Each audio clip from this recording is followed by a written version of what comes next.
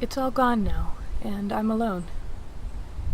It feels odd because I say that at every opening, but I don't really mean it. There's still plenty left over. It's just that the US's government is terminated and nearly everyone I know is dead, or I'll never see them again. But I was fishing in the river the other day, and when you fish without a line and a pole, you have to stay very, very still, because you need the fish to come to you. So I was standing like a statue, spear raised up, and started noticing how much was moving around me.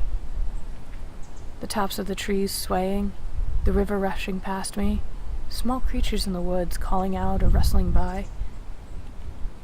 The world was talking around me, and I was finally hearing it. But I was listening a little too hard.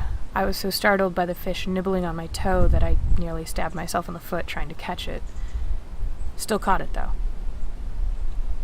On my way back, I walked as slowly and quietly as possible, just trying to hear more than my footsteps and my heartbeat and my breathing. The world was constantly chatting. I made myself dinner and stepped out again, and I listened until nightfall when the world talked in new languages, and only went back in because it became too cold. It made me realize how much is still here, how much is unchanged by my panic, by my grief, and by the greater human struggle, the one that's outside of my own.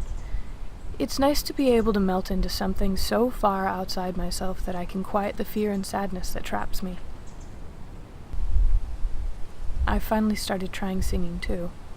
When it feels too massive, and I start panicking from realizing how small I actually am, I start singing and it calms me. It makes me feel like the world is still massive, but I am still here.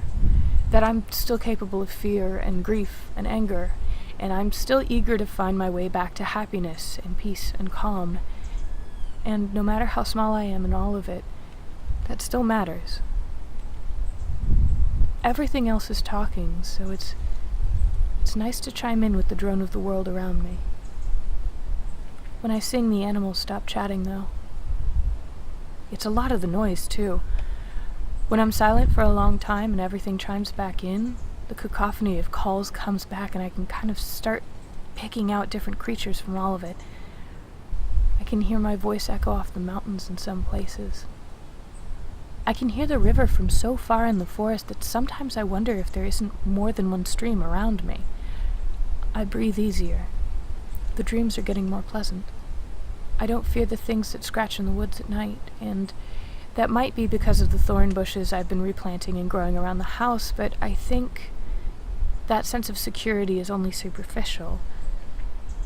I think I'm actually just finally calming down and feeling better about being here. I think it feels safe now. I think it feels like home.